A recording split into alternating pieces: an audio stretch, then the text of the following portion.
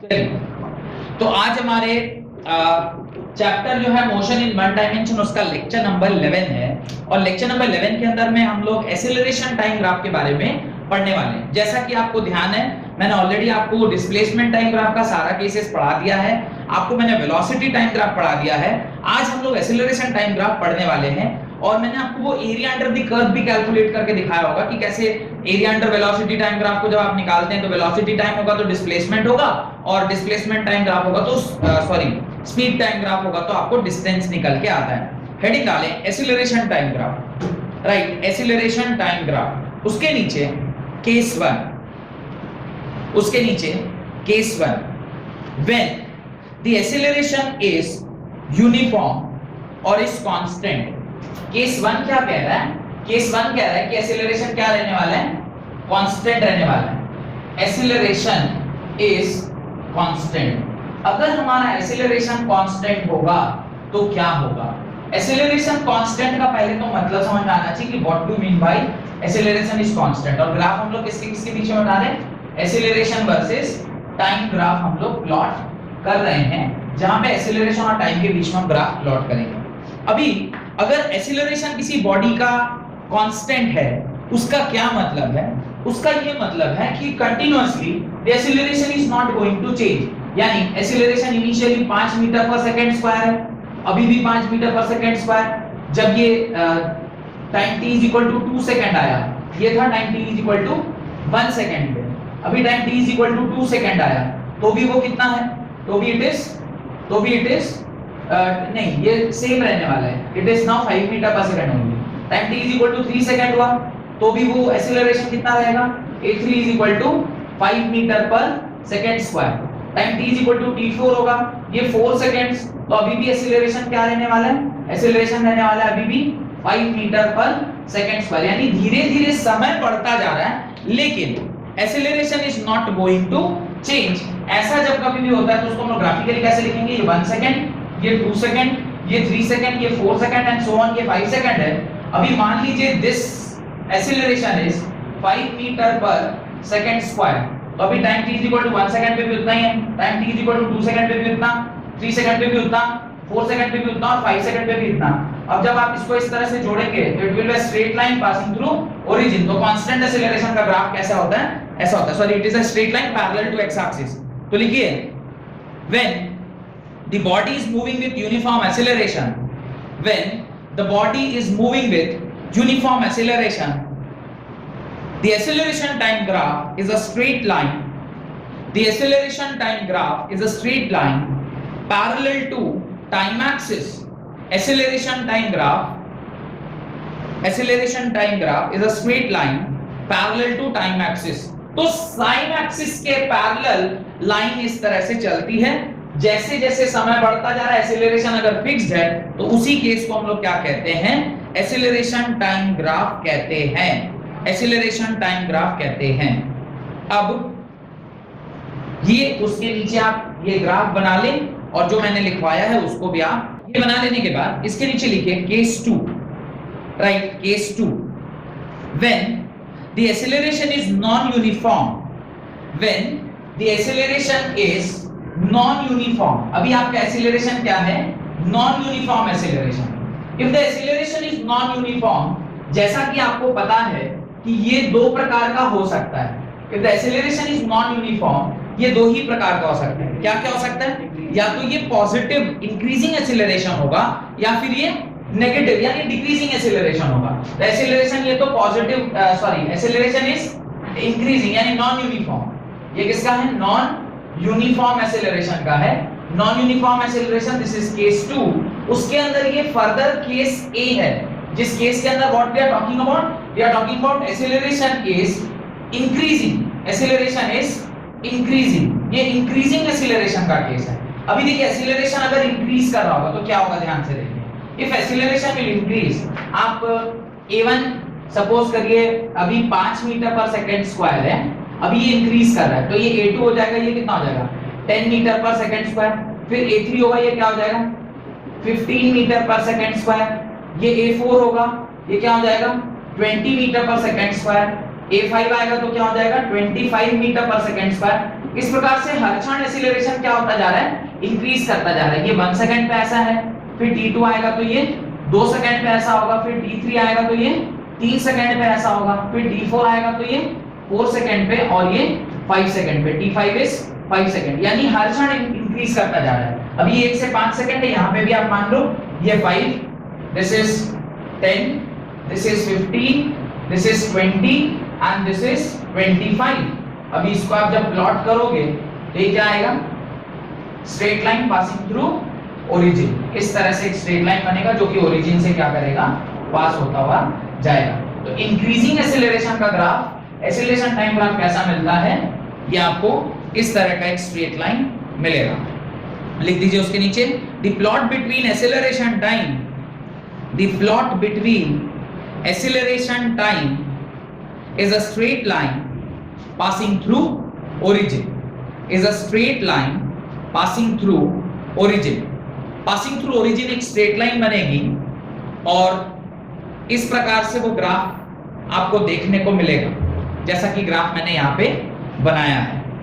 The plot between acceleration and time is a straight line passing through origin, जो कि इस प्रकार आपको देखने को मिलेगा, जहाँ पे acceleration इनिशियली 5, फिर 10, फिर 15, फिर 20 एंड देन 25। इस प्रकार से एक्सीलरेशन आपको दिखाई देगी। डन। इसके अंदर फिर केस बी आपको लिखना है। The second case is case B. Case B में आप क्या लिखेंगे, केस बी होगा जब acceleration is decreasing. Case B is when acceleration is decreasing. तो इंक्रीजिंग से आपने लिख लिया होगा, तो अब लिखिए डिक्रीजिंग। डिक्रीजिंग एक्सीलरेशन कैसा होगा, डिक्रीजिंग एक्सीलरेशन में सिर्फ इसे चेंज कर दीजिए, ये 25, ये 20, ये 15, ये 10 और ये 5, और ग्राफ जो है वो एग्जैक्टली इसका क्या हो जाएगा, अपोजिट आएगा।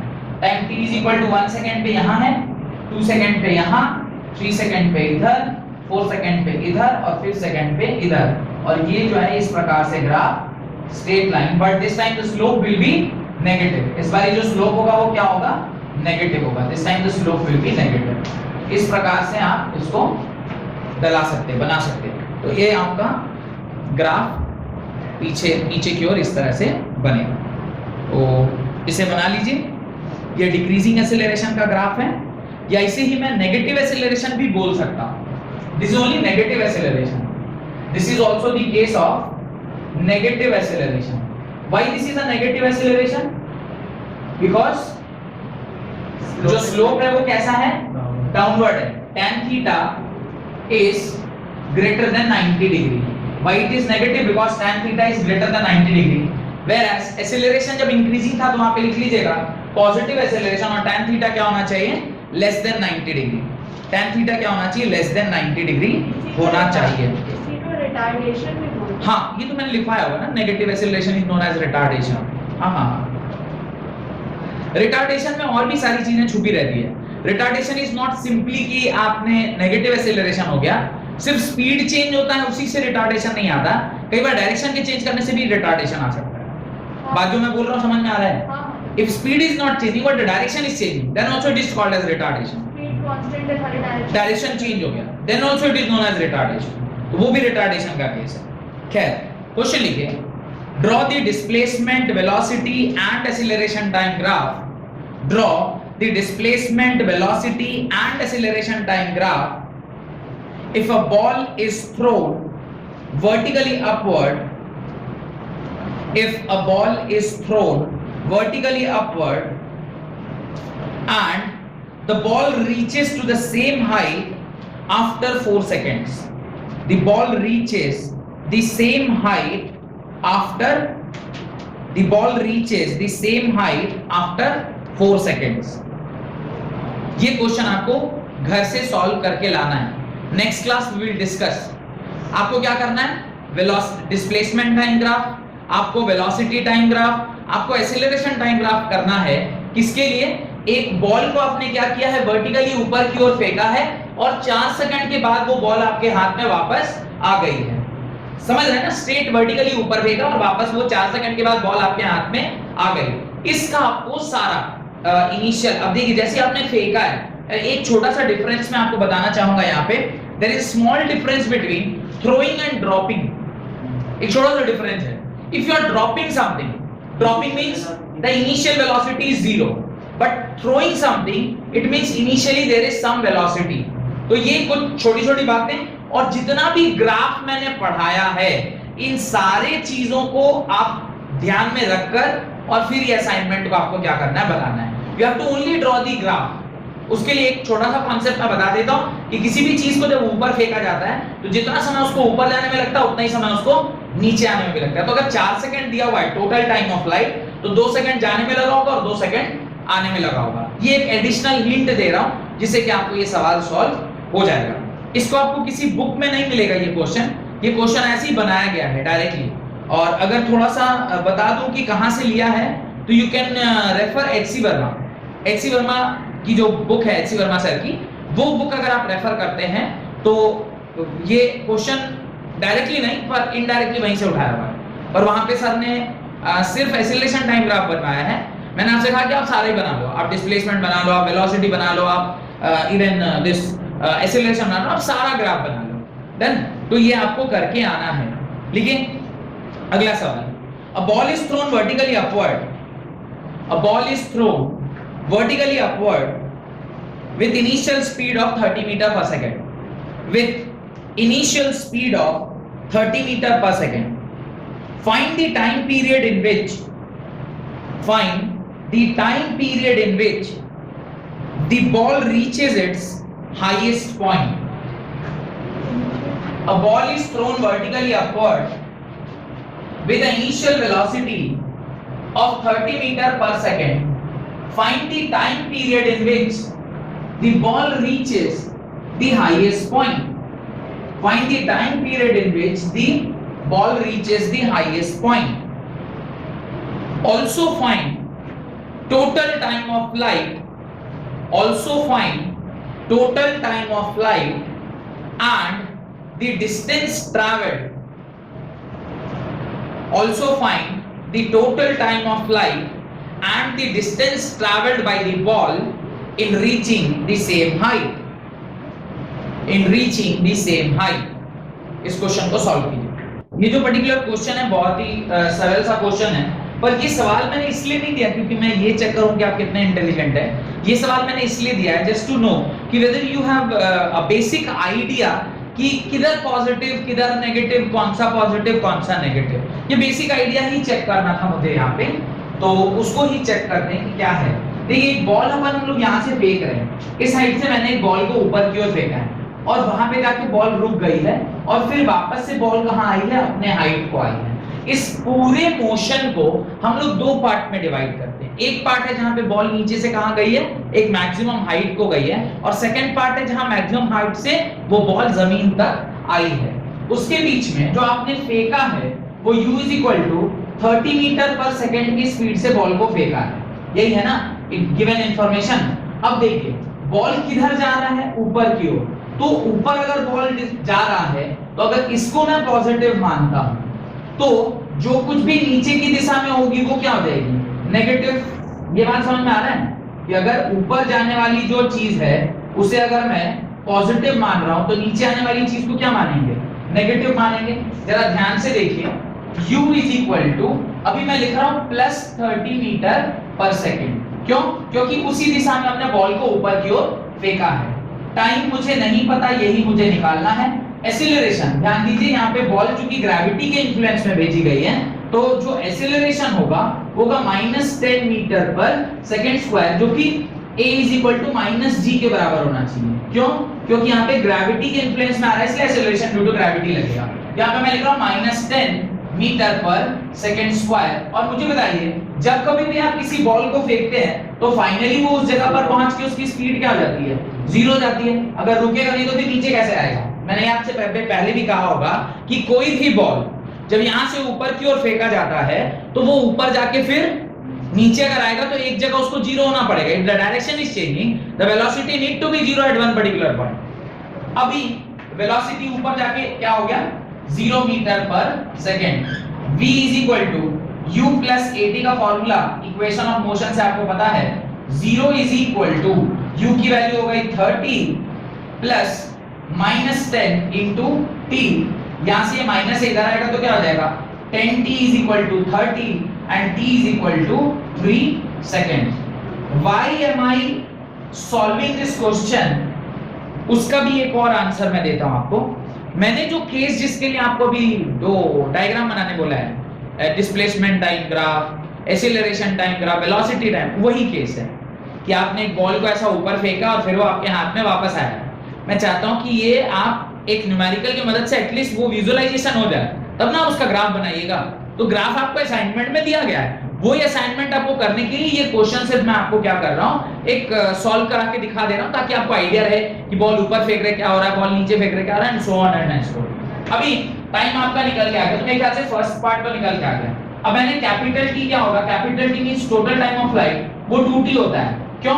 अभी थोड़ी देर पहले मैंने हिंट दिया था आपको कि जब भी हम टोटल टाइम निकालते हैं वो हमेशा हाफ फ्लाइट का डबल होता है, यानी आधा जाने का अगर 3 सेकंड है तो आती जाती मिला के 6 सेकंड पड़ेगा, तो ये t कितना हो जाएगा, capital T will be 2 into 3 that is 6 second. तो ये मेरे ख्याल से आपको दूसरे पार्ट का आंसर होगा। तीसरा पार्ट है कि भाई ये कितना डिस्प्लेसमेंट, यानी इसकी दूरी कितनी ट्रैवल करेगा ये जब अपने हाईएस्ट पॉइंट पर पहुंचेगा, या अगर आपसे कोई पूछ ले कि टोटल डिस्टेंस कितना होगा, तो जो जाने का डिस्टेंस होगा उसको आप डबल कर दीजिएगा तो आती जाती दोनों निकल के आ जाएगा। मैं एक साइड का निकाल रहा हूं, एक साइड का निकालने के लिए आपके पास जो फार्मूला है वो v² - u² = 2as का फार्मूला भी यूज कर सकते हैं। ये भी यूज किया जा सकता था और ये भी यूज किया जा सकता था, that is s = ut + half at², दोनों में से कोई भी यूज किया जा सकता था। इसको यूज करना रिलेटिवली ज्यादा आसान है इसके यूज करने से, वैसे इसको भी यूज करना कोई बहुत टफ नहीं क्योंकि टाइम ऑलरेडी आपने कैलकुलेट कर लिया है, तो ये बड़ी आसानी से भी यूज होता है। मैं दोनों तरीके से कर लेता हूं। फाइनली वेलोसिटी 0 हो रही थी तो ये तो 0 हो गया, माइनस 30 का होल स्क्वायर, 30 का whole square means 900, 2 into -10 into s, minus से minus cancel, 900 is equal to 20s and s is equal to exactly 45 metre आएगा इन दी पॉजिटिव डायरेक्शन, बिकॉज़ जिस तरफ बॉल फेंक रहे हैं उसी दिशा में बॉल जो है वो ट्रैवल कर रही है, तो वो 20 मीटर पर सेकंड आएगा। अभी आप देखिए दूसरे तरीके से भी मैं सॉल्व करता हूं। s is equal to initially you have thrown it बेटा वेलोसिटी ऑफ 30 into 3 कितना हो गया 900 प्लस हाफ, इसके साथ आपने एक्सीलरेशन को मल्टीप्लाई किया, एक्सीलरेशन इज -10 into 9, 3 का स्क्वायर इज 9। अभी जरा आप इसे सॉल्व करेंगे कितना आ रहा है 900 और 90 minus this is 4.5 that is 45, this is 45, तो s इज इक्वल टू कितना आ गया 45 मीटर निकल के आया, s is equal to 45 meter. चाहे आप इस फॉर्मूले से लगाओ या इस फॉर्मूले से लगाओ, आंसर में कहीं कोई अंतर आने वाला नहीं है। समझ में आ गया? तो पॉजिटिव और नेगेटिव डायरेक्शन कैसे लेते हैं मेरे ख्याल से आपको ज्यादा अच्छे से समझ में आना चाहिए। इसको सॉल्व करिए। वो कि इसके अंदर जो टेक्निकल बातें थी वो आपको समझ में आ गई, और टेक्निकलिटीज के साथ साथ ये वाला जो पर्टिकुलर एग्जांपल मैंने दिया उसके पीछे रहत मैंने जो मेरा एक एम है वो यही है कि जो सवाल मैंने आपको दिया है उसमें डेटा आपको हेल्प करेंगे। सिर्फ अंतर इतना ही है कि टोटल टाइम ऑफ फ्लाइट कितना दिया हुआ है 4 सेकंड, आपको जो सवाल दिया वहां पे कितना दिया है 4 सेकंड, और कैलकुलेट होके कितना है 6 सेकंड, जाने का कितना लगेगा 2 सेकंड। समझ रहे हैं? तो इस तरह जब आप ग्राफ प्लॉट करेंगे you require something on the x axis and something on the y axis, initial velocity, final velocity, initial acceleration, final, ये सारा चीज आपको चाहिए होगा, तब ना ग्राफ में वो दिखाएंगे ना कि ग्राफ प्लॉट करते वक्त। तो ये सवाल सिर्फ इसलिए कराया था कि 4 सेकंड पे से बना के और तब फिर पूरा कैलकुलेशन करके दिखाइएगा। चलिए, ये सवाल समझ लेने के बाद एक दो और कॉन्सेप्ट है जो आपको जानना चाहिए। अच्छा, टाइम ऑफ फ्लाइट का डेफिनेशन पता है ना? टाइम ऑफ फ्लाइट क्या होता है? Total time taken by the body to complete one cycle. क्या लिखिए? The time of flight, note डालकर इस बात को लिखिए, the time of flight for any object which is thrown upward, the time of flight for any object which is thrown upward is equally divided into 2 parts. The time of flight for any object which is thrown upward is equally divided into 2 parts. That is t/2 for its first half flight, t/2 for its first half flight, that is upward direction, and t/2 for its next half flight, t/2 for its next half flight that is in downward direction. पहली बात। अच्छा, एक और चीज मैं उसी सवाल में कैलकुलेट कराना भूल गया। क्या भूला? अभी मैं कैलकुलेट करता हूं। वो आने वाला जो बॉल था वो जब यहां पहुंचा होगा, मुझे ये पता करना है कि उसकी वेलोसिटी क्या होगी। जाने वाला बॉल तो ऊपर जाके 0 हो गया था। अब मैं कह रहा हूं कि अगर आने वाला जो बॉल है जब इस पॉइंट पे पहुंचेगा सेम हाइट पे, तो उसकी वेलोसिटी क्या होगी हम लोग पता करते हैं। अभी मैं वापस से वेलोसिटी पता करना है तो मैं वापस से v u + at वाला फार्मूला लगाता हूं। u + at वाला फार्मूला लगाता हूं। इनिशियल वेलोसिटी अभी क्या हो जाएगा? 0 हो जाएगा, प्लस एक्सीलरेशन अब क्या होगा? +10 और -10। एज द डिस्प्लेसमेंट भी इधर है और एक्सीलरेशन भी इधर है। This is acceleration and this is displacement, both are in same direction, तो इसको आप क्या लेंगे? प्लस लेंगे। और आने का समय कितना है? 3। वेलोसिटी कितना आ गया? 30 मीटर पर सेकंड। यानी जिस जगह से उसको फेंका गया था उसी जगह पे जब वो वापस आया तो जाने टाइम उसका स्पीड कितना था? 30 मीटर पर सेकंड। तो आने टाइम उसी हाइट पर उसका स्पीड कितना है? 30 मीटर पर सेकंड। सिर्फ क्या चेंज कर गया? इस तरफ ऊपर था और आने टाइम नीचे। तो सेकंड पॉइंट एक और बहुत इंपॉर्टेंट ध्यान रखना है, जब कभी भी किसी बॉल को आप ऊपर या नीचे फेंक रहे हैं, जिस पॉइंट से आपने फेंका है रिटर्निंग होते वक्त किसी भी पॉइंट पर जब आप चेक करेंगे तो आती और जाती का वेलोसिटी क्या रहेगा? सेम रहेगा। कहीं भी मतलब ऐसा नहीं कि आपने यहां से फेंका तो यहीं पे चेक करेंगे, आप रास्ते में भी कहीं चेक करिएगा तो आती और जाती सेम रहेगा। लिखिए इस बात को। The velocity with which the ball is thrown upward, the velocity with which the ball is thrown upward is same as the velocity of the ball when it reaches the same point,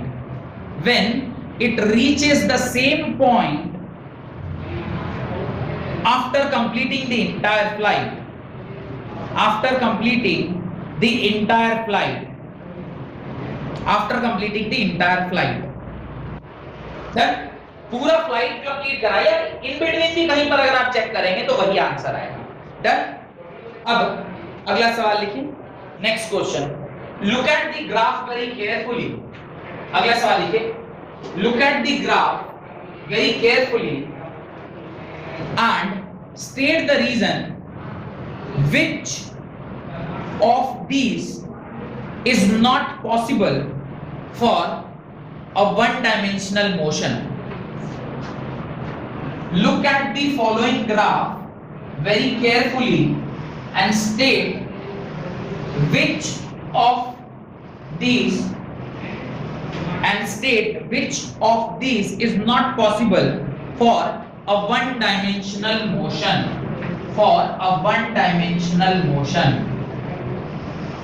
one dimensional motion के लिए इसमें से कौन सा सही नहीं है, ये आपको स्टेट करना है। इस चारों ग्राफ को देखने के बाद आपको बताना है कि कौन सा ग्राफ इसमें संभव है और कौन सा ग्राफ इसमें संभव नहीं है। कौन सा ग्राफ इसमें संभव है और कौन सा ग्राफ इसमें संभव नहीं है। ये जो भी बनाया है मैंने, ये सर्कुलर मोशन है, मतलब ये सर्कुलर है। अगर थोड़ा बहुत भी उधर दूर से देखने पर ये ढांचा सर्कुलर नहीं लग रहा है, then also you have to assume that this is circular only. ठीक है, you have to assume that this is circular only. Third graph, इसको भी चेक करके बताना है कि ये संभव होगा या नहीं होगा। ये आपको चेक करना है कि ये संभव है कि नहीं। This is a speed time graph, speed versus time graph है। ये आपको चेक करना है कि ये संभव है कि नहीं, दिस इज पॉसिबल और नॉट। स्पीड टाइम ग्राफ संभव है कि नहीं।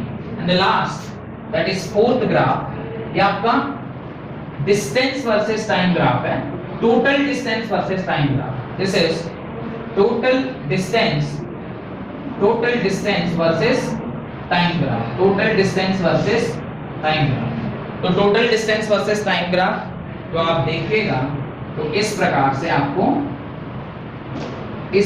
आपको ये चार ग्राफ दिए गए हैं। आपको बताना है इनमें से कौन सा ग्राफ सही है और कौन सा ग्राफ नहीं। Total length, total path length, total distance और टोटल पाथ लेंथ, देखिए टोटल डिस्टेंस और टोटल पाथ लेंथ, ये चार ग्राफ आपको देखना है और बताना है कि कौन सा सही और कौन सा गलत। This is one of the questions given in your NCERT book. ये एनसीईआरटी बुक का सवाल है। एनसीईआरटी बुक में आपको जान के आश्चर्य होगा कि चारों के चारों ग्राफ गलत है, इसमें एक भी ग्राफ सही नहीं है। अब ये जानना ज्यादा जरूरी नहीं कि कौन सा ग्राफ सही है और कौन सा ग्राफ गलत है, ये जानना ज्यादा जरूरी है कि ये ग्राफ क्यों गलत है। व्हाई एम आई इंटरेस्टेड कि आपको ये पता चले, बिकॉज आज का असाइनमेंट आपको क्या दिया, you have to plot graph. आपको पता होना चाहिए कि ऐसी कोई गलती आप नहीं करें प्लॉट करते वक्त। आज जो असाइनमेंट दिया है उसमें you have to plot a graph. उस ग्राफ को प्लॉट करते वक्त कोई गलत नहीं होना चाहिए। गलत नहीं होगा जब आप ये कॉन्सेप्ट सीखेंगे। पहला कॉन्सेप्ट जो है वो है ये डिस्टेंस वर्सेस टाइम बोले या डिस्प्लेसमेंट वर्सेस टाइम बोले, इसके अंदर दो प्रॉब्लम है। क्या दो प्रॉब्लम है उसको समझते हैं। एक प्रॉब्लम तो ये है कि ये ग्राफ नेगेटिव में आ गया और वो भी कौन से क्वाड्रेंट में, थर्ड क्वाड्रेंट में, जो कि कतई संभव नहीं है। जब कभी भी ग्राफ बनेगा या तो फर्स्ट क्वाड्रेंट में बनेगा, नहीं तो फोर्थ क्वाड्रेंट। मैंने क्लियरली पॉइंट करके आपको लिखवाया हुआ है कि कोई भी डिस्प्लेसमेंट या डिस्टेंस टाइम ग्राफ बनता है तो आइदर वो फर्स्ट क्वाड्रेंट में होता है, नहीं तो वो फोर्थ क्वाड्रेंट में होगा। It will never be in the third quadrant, पहली बात। दूसरी बात, आप किसी भी time t is equal to x second पर आप जाइए।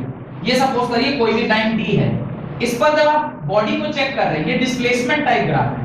एक ही टाइम पर बॉडी दो जगह प्रेजेंट है, मतलब मिस्टर इंडिया होगा। मिस्टर इंडिया माने आप सोचिए कि आप यहाँ पे भी बैठे हुए हैं और आप इसी टाइम पे अपनी मम्मी के पास भी हैं, या तो वहां भूत है नहीं तो यहाँ भूत है। एक टाइम पर एक इंसान दो जगह में कैसे रह सकता है physically? Virtually he can be any number of places he can be. अभी मैं अगर ऑनलाइन से जो बच्चे लोग पढ़ रहे हैं, अभी जो जहां से देख रहा होगा वहीं से उसे पढ़ रहा होगा, तो वो तो कहीं से भी देखा जा सकता है। पर फिजिकली तो मैं एक ही जगह रहूंगा। I can not be two places. यहाँ भी हूँ और मैं वाइफ घर पर भी हूँ, एक साथ में एक ही जगह रह सकता हूँ, दो जगह नहीं रह सकता। यहाँ पे जो ग्राफ कह रहा है वो ये कह रहा है कि किसी एक पर्टिकुलर टाइम पे the body was present at two places, फलाना प्लेस एंड फलाना प्लेस। कतई संभव नहीं है एक बॉडी एक समय पे दो पोजीशन पे कैसे प्रेजेंट हो सकती है। ये तो भूत हो जाएगा, भूतिया केस। नहीं, वो क्या है ना, फेसबुकिया प्यार, ये भूतिया प्यार हो जाएगा।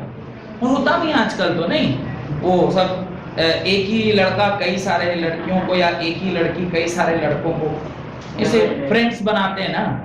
What you all call that? Double dating. अच्छा, आप तो डबल कहाँ रह गया यार, अब तो मल्टीपल डेटिंग हो गया। डबल वाले तो मतलब एक के साथ दो, अभी तो मल्टीपल डेट्स हो गए। जैसे आप स्नेहा ही बता रही थी परसों तक कि एक दोस्त आपकी ऐसे कर रही है, ऐसे बताया था ना आपने कभी। क्या है? तो ये पहला वाला ग्राफ तो नहीं होगा। Coming to the second graph with same logic, एक टाइम पर किसी एक बॉडी का दो वेलोसिटी कैसे होगा?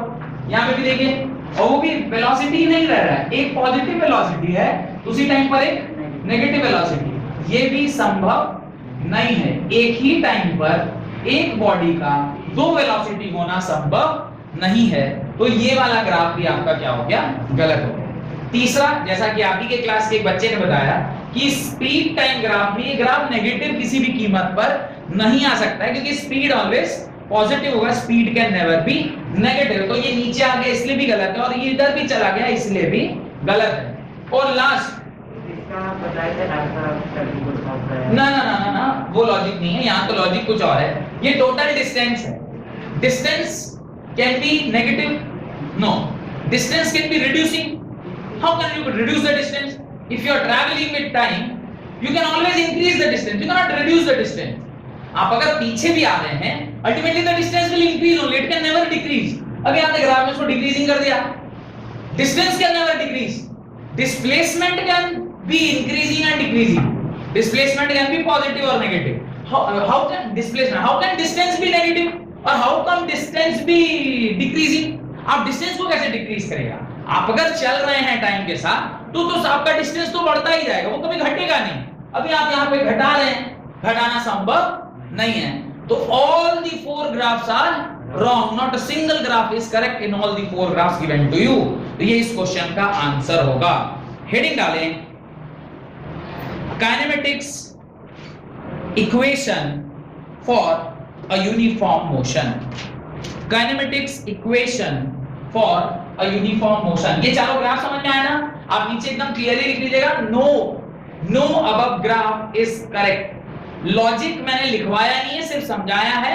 आपको स्वयं से इसको लॉजिकली लिख के समझाना है, तो कुछ जगह छोड़ लीजिए उसके नीचे, ताकि यार ग्राफ के बगल में जरूर लिख के समझा दीजिएगा कि क्यों ये ग्राफ गलत है, क्योंकि कल को मैं आपके साथ नहीं रहूंगा। हाँ, ये वीडियो जरूर आपके साथ रहेगी, मैं नहीं रहूंगा, तो आपको ये ग्राफ अभी अपने कॉपी में लिखा होना चाहिए, ये क्यों गलत हुआ, ये क्यों गलत हुआ, ये क्यों गलत हुआ, एंड सो ऑन। हेडिंग डालें, kinematic equation for uniform motion, ऐसा कुछ लिखा है क्या? For uniform motion.